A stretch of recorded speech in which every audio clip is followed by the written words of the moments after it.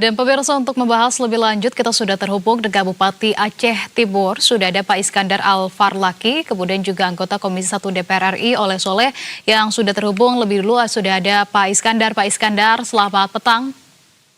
Iya, selamat petang, Mbak. Baik, ada Anissa di studio. Pak Iskandar, terima kasih sebelumnya sudah meluangkan waktu untuk mengupdate informasi bersama dengan kami di Berita Satu Utama. Pak Iskandar, tapi yang ingin saya ketahui pertama-tama adalah terkait dengan kondisi di Aceh Timur saat ini seperti apa?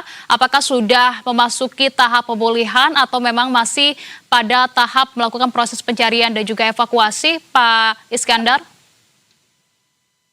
Ya, kami saat ini dari sejumlah lokasi yang sebelumnya belum bisa kita tembus, alhamdulillah sudah bisa kita tembus. Masih ada satu dusun, yaitu Dusun Sarahgala, Kecamatan Pantai Bidari, yang sama sekali belum bisa kami tembus. Bahkan bantuan yang kita daratkan itu menggunakan helikopter, menggunakan helipad salah satu perusahaan, yaitu PT Tringgel Pase. Nah, baru tadi bantuan yang kita daratkan itu diserahkan kepada kecik di Desa Sahraja untuk bisa diantarkan ke Dusun Sarahgala. Sementara dua kecamatan yang sebelumnya tergolong sangat parah dan terisolasi, yaitu Kecamatan Serbajadi Lokop dan Kecamatan Simpang Jernih, sudah bisa kita tembus. Lokop ya, kami tembus menggunakan kendaraan double kabin dengan membuka ruas jalan menggunakan alat berat, ekskavator, doser, dan loader. Sementara di Simpang Jernih, bantuan kita salurkan melalui jalur sungai dengan menempuh jarak tempuh sekitar 7-9 jam. Bahkan juga bantuan menggunakan helikopter sudah 4 kali kita datangkan untuk warga pedalaman di Simpang Jernih. Nah, untuk saat ini memang kita belum bisa memastikan 100% untuk masa pemulihan, Mbak. Karena warga masih sangat membutuhkan bantuan logistik yang berada di kamp pengungsian. Bahkan saat ini banyak masyarakat kita yang sudah mengalami sakit, apakah itu gatal, demam, kemudian diare, ya, muntah, ya. Apalagi para lansia-lansia yang selama ini dia berada di tenda-tenda pengungsian. Maka yang paling dibutuhkan selain bantuan logistik, kita bagaimana memberikan layanan kesehatan. Seperti saya hari ini bersama dengan teman-teman dokter dan petugas perawat bersama dengan itu berkunjung salah satu kecamatan di Juluk dan Simpang Udim, di mana ini tergolong yang sangat parah akibat tanggulnya jebol dan masyarakat kehilangan rumah. Mereka sekarang tinggal di tenda-tenda di atas tanggul.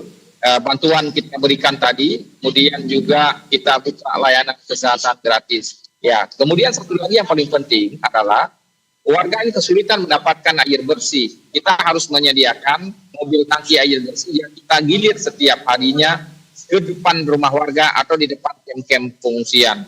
Selain daripada obat-obatan tadi. Begitu juga dengan kelambu, tenda, ya, autan, kemudian keperluan anak-anak, pampers, dan juga pembalut wanita, serta susu bagi anak-anak. Nah, ini Mbak kondisi yang kita hadapi saat ini. Ya, sembari juga masyarakat saat ini sedang membersihkan sisa-sisa lumpur di rumah-rumah warga. Ya, kita pemerintah daerah juga menurunkan alat berat untuk membersihkan lumpur di atas ruas jalan yang tertimbun. Ya, Mbak.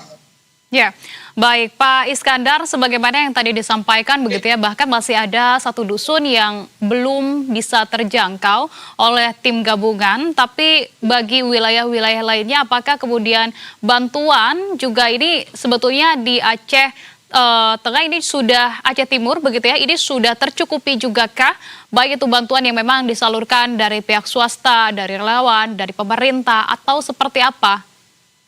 Ya, kalau bicara menyangkut dengan bantuan, tentu ini belum bisa dikategorikan dengan cukup. Sebab dari fakta yang ada di lapangan, masyarakat kita nyaris tidak melakukan aktivitas mencari rezeki. Saat ini mereka hanya beraktivitas membersihkan rumah, kemudian membersihkan harta benda mereka, sepeda motor yang sudah tertimbun longsor, kemudian mobil mereka dan lain sebagainya. Jadi mereka hanya berkutat sehari-hari di persoalan-persoalan untuk membersihkan itu. Nah, tidak ada kegiatan aktivitas untuk mencari rezeki. Artinya Bagaimana untuk kondisi 1 bulan, 2 bulan, dan 3 bulan ke depan? Mereka juga masih sangat tergantung dengan bantuan dari pemerintah. Nah, bila pasokan bantuan dari pemerintah ini misalnya kurang, itu akan memunculkan persoalan sosial baru di tengah-tengah masyarakat. Ini yang harus kita pikirkan secara bersama-sama, bagaimana jalan keluar. Bahkan ada desa yang hilang, kemudian lokasi mereka mencari mata pencarian juga ada yang hilang. Bagaimana proses relokasi ke depan, bagaimana proses pemberdayaan ekonomi ini dilakukan, selain juga kita pikirkan bagaimana tempat hunian sementara yang kita berikan kepada para warga ini. Baik, Pak Iskandar, tentu ini menjadi catatan ataupun permasalahan yang sangat kompleks sekali. Begitu ya, kita tidak hanya memikirkan untuk bisa bertahan hidup di hari ini saja, melainkan juga bagi para pengungsi untuk kedepannya. Ini juga mereka masih abu-abu, mengingat seluruh harta benda mereka sudah hancur lebur, sudah tidak bisa mereka selamatkan lagi, sehingga mereka juga bergantung pada bantuan-bantuan yang disalurkan, baik itu dari pemerintah. Namun pemerintah juga menyatakan bahwa pemerintah sampai dengan saat ini, Pak Iskandar, masih sanggup untuk kemudian bisa menyalurkan bantuannya secara mandiri tanpa kemudian menerima uluran tangan dari negara lain, karena pemerintah merasa masih sanggup. Tapi kalau menurut Anda yang tadi Anda sampaikan, rasanya ini belum terkategorikan pada tercukupi begitu ya terkait dengan bantuan. Bagaimana terkait dengan hal ini? Masih belum. Pak Iskandar. Baik, tampaknya kami mengalami kendala komunikasi dengan Pak Iskandar. Sembari kita memperbaiki, saya akan ke Bang Oleh Soleh yang sudah juga bergabung bersama dengan kami. Bang Oleh, selamat malam. Selamat malam, Mbak. Baik, ada Arisa di studio. Bang Oleh, tadi sudah sempat sedikit kami meminta update dari Pak Iskandar, begitu selaku Bupati Aceh Timur tadi juga menyampaikan bahwa masih ada beberapa wilayah yang terisolasi, kemudian juga bantuan ya, beberapa memang sudah tersalurkan, namun masih jauh dari kategori tercukupi begitu. Nah, kalau dari DPR sendiri melihatnya seperti apa? Karena kita tadi juga pada tayangan sebelumnya sudah mendengarkan bahwa pemerintah ini sebetulnya masih sanggup untuk melangsungkan hal ini secara mandiri tanpa kemudian meminta uluran tangan dari negara lain. DPR melihatnya seperti apa? Apakah memang kemampuan kita, negara kita dalam menangani bencana di Sumatera secara mandiri ini sudah tepat juga kah? Atau memang sebaiknya ya sukarela saja ketika menerima bantuan dari negara lain? Pertama-tama saya menyampaikan bela sungkawa ya kepada seluruh korban yang terdampak dan diberikan kesehatan, kekuatan, dan tentunya mudah-mudahan yang almarhum dan yang hilang sampai gak ketemu mendapatkan ridho dari Allah Subhanahu wa Ta'ala. Yang kedua, menyampaikan rasa terima kasih kepada semua pihak, baik pemerintah, pusat, daerah, yang telah secara 100% ya segala daya dan upaya dikerahkan untuk menanggulangi. Yang ketiga, rasa terima kasih kepada seluruh masyarakat ya, semuanya tanpa berbalik, baik yang menyumbangkan dengan harta maupun doa-doa dalam rangka ikut mengurangi beban penderitaan masyarakat terdampak. Nah, melihat banjir bandang yang ada di Sumatera dan Aceh ini, dampaknya cukup lumayan besar ya, baik dari sisi wilayah, dari sisi jumlah orang, dari sisi daya rusak. Daya rusak, ini 3 parameter ini cukup menjadi sebuah pertimbangan bersama. Namun demikian,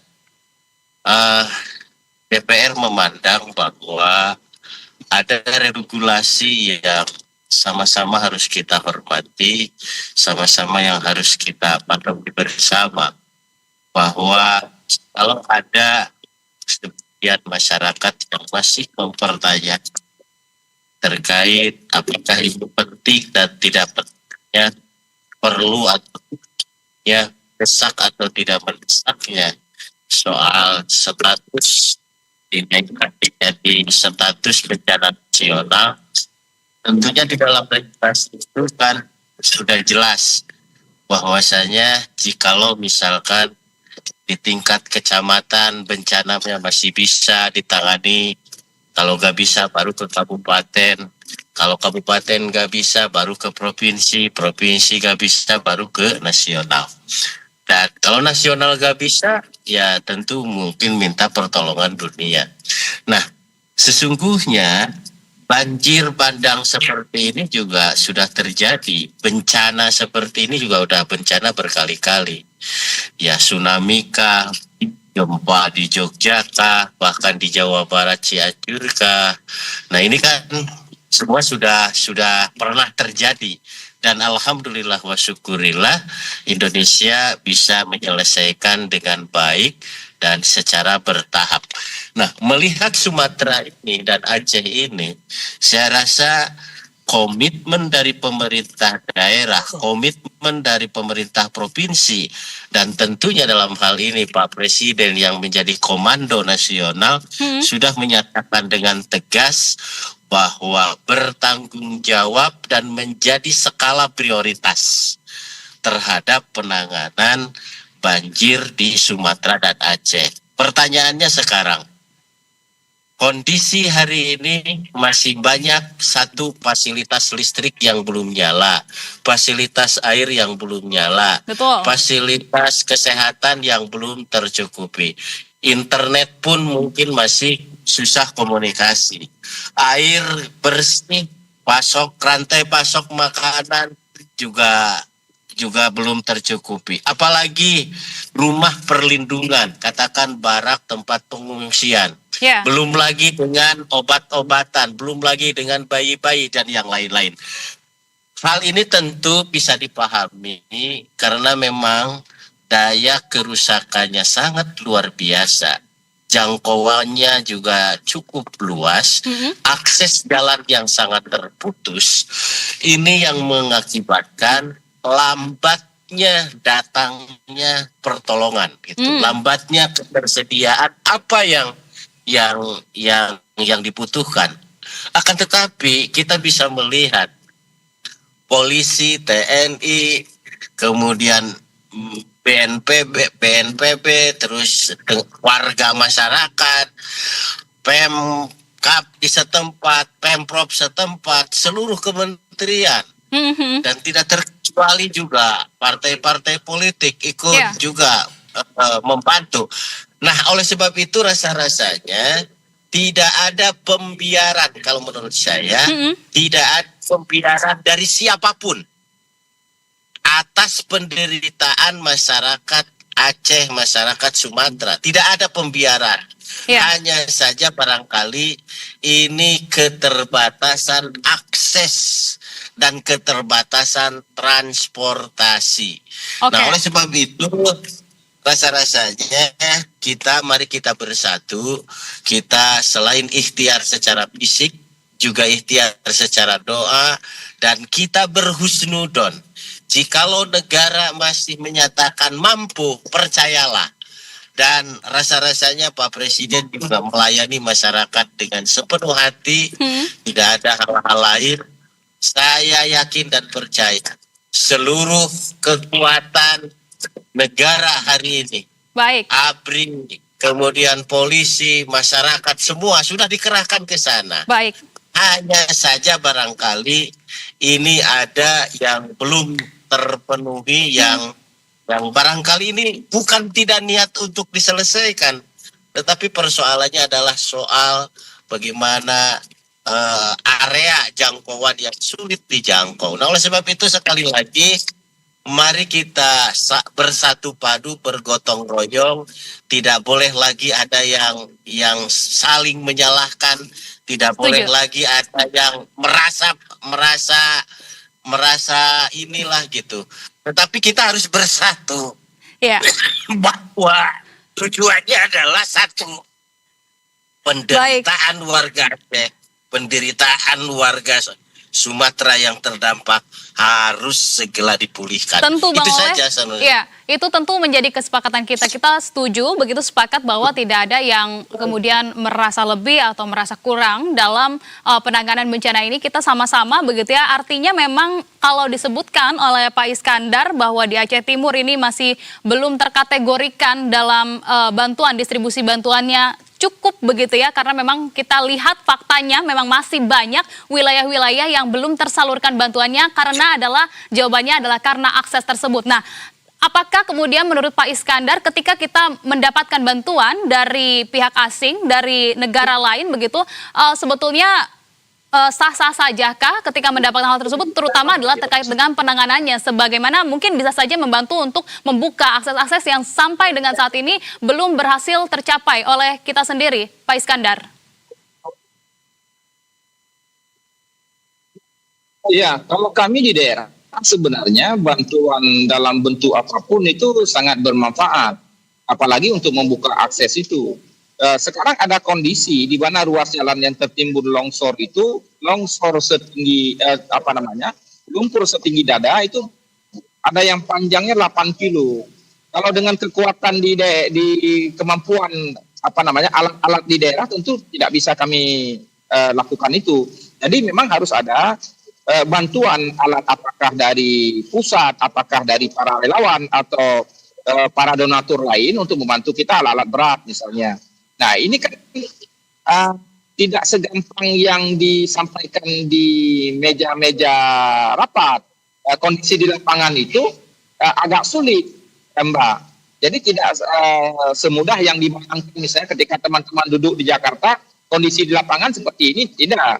Jadi ini butuh sinergi memang antara pemerintah daerah, pemerintah provinsi, dan juga pemerintah pusat.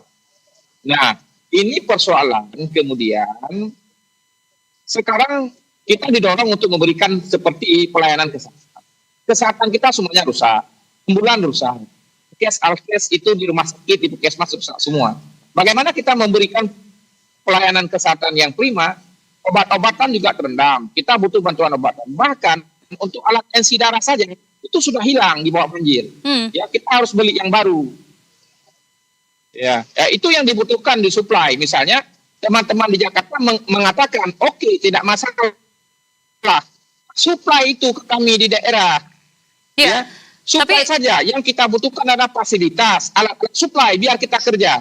Jadi tidak perlu juga teman-teman di Jakarta, misalnya DPR RI untuk tembus segala tembusnya. Biar saya yang tembus, silakan kasih saya transportasi untuk menembus itu. Kasih saya alat berat, biar saya masuk. Seperti yang Anda sampaikan, artinya bahkan alat kesehatan pun susah begitu ya didapatkan. Apakah kemudian rumah sakit umum di sana juga sudah beroperasikah secara optimal, meskipun tidak optimal begitu ya, sudah bisa beroperasi? Ya, saya ada rumah sakit, Mbak. Rumah sakit Jubir Mahmud 1, Rumah Sakit Sultan Abdul Aziz 1.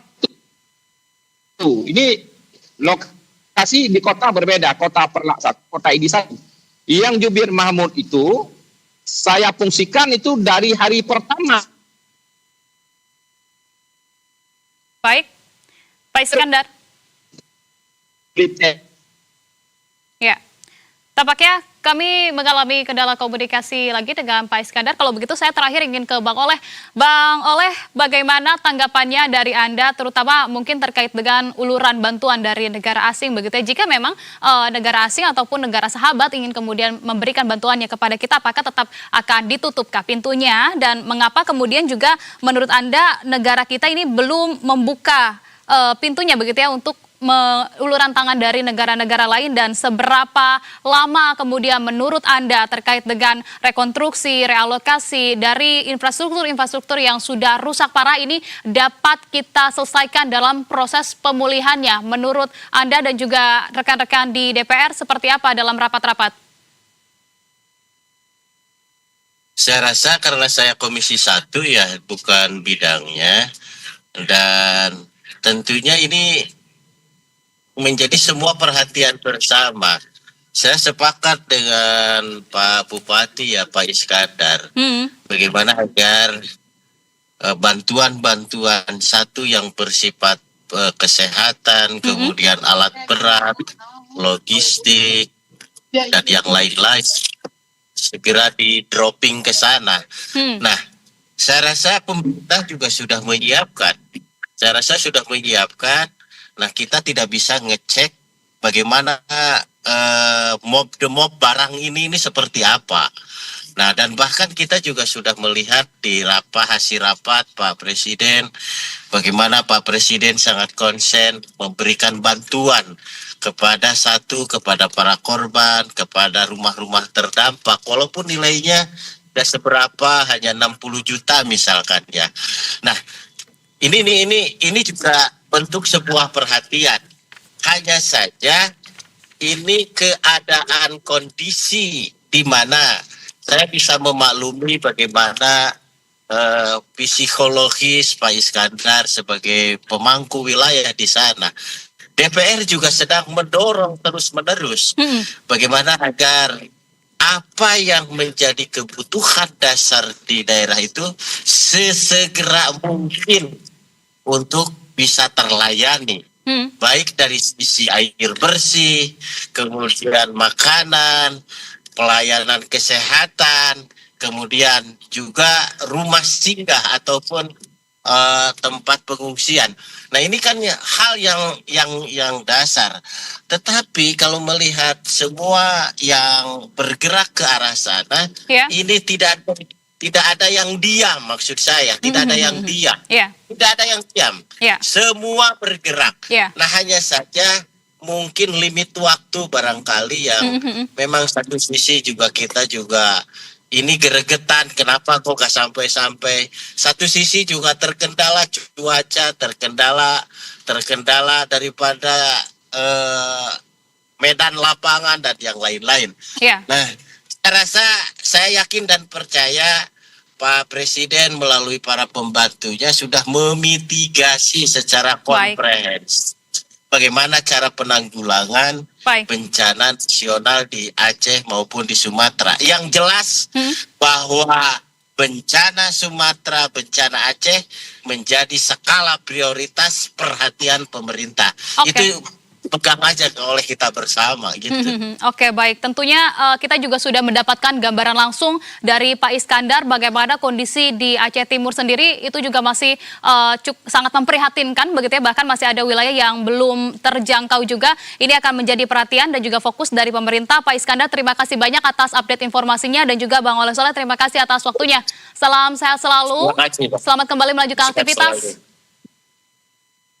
Baik, sama-sama Mbak. Terima kasih. Assalamualaikum. Waalaikumsalam.